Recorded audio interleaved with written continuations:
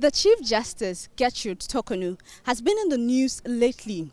She was suspended by the president after a prima facie case against her, following 3 petitions alleging misconduct and incompetence.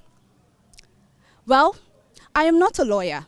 Neither do I have in-depth knowledge of the law, but I am here with some aspiring law students to gauge their opinion on what they think about the legality surrounding her suspension and also whether or not they think due process was followed in a suspension. Hello, ladies. Hi. So, I just want to get your initial reaction. What was your initial reaction when you heard that the CJ had been suspended? Hannah? Personally, I was like, oh, wow, that's crazy. But the law is the law. Yeah, so that was my initial reaction. So there's been rumors going around if she will be removed or not. Then finally on Tuesday, 22nd April, the president announced that she has been suspended. What was your initial reaction? Yeah, I was shocked about it because she's someone I look up to, because if you look at the hierarchy in Ghana, and she being a female as well and occupying such position, I was a bit shocked that, okay, what might have gone wrong? So let's just keep our fingers crossed and see what will unfold. Yeah. So there are also arguments that due process has not been followed following a removal, even though the presidency released a statement detailing how they followed Article 146 of the 1992 Constitution following her suspension. From your own perspective, do you think that due process was followed in her removal or suspension? Phoebe? So I think due process was followed actually, because when you look at Article 146, Clause 10 of the Constitution, it does grant the president the mandate to be able to issue that suspension, which was actually the basis for which he issued the suspension. So due process has been followed. I think even from the very beginning, yes, due process has been followed. Yeah.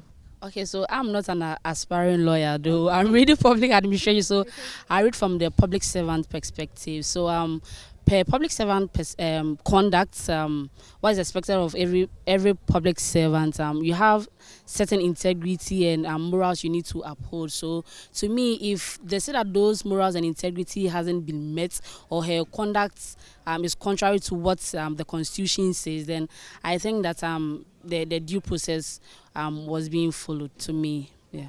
The NPP, yesterday they had a conference, and the party organizer says that they are going to protest the removal of the CJ.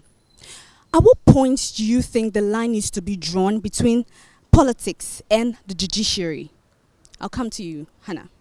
When it comes to politics and the judiciary, I think they are always going to have a clash, because since per Article 144 of the Constitution, the president does have a say in appointing the Chief Justice.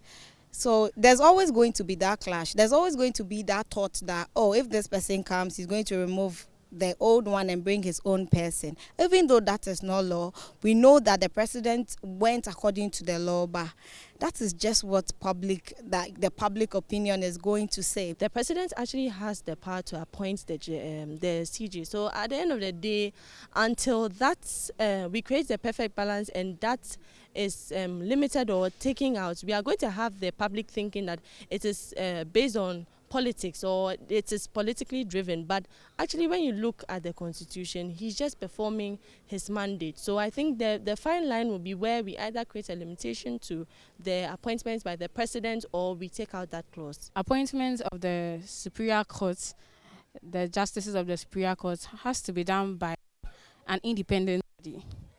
I'm thinking if the executive appoint, then the perception of the Ghanaian person is that the president has influence on that justice. This brings me to my next question. What does this say about the current state of governance in Ghana and also the rule of law? It's clearly showing that no one is above the law, not even the CJ, because we are all subject to the 1992 Constitution, and it was based on this same Constitution that she was suspended. So it is actually reaffirming the rule of law, that no one is above the law.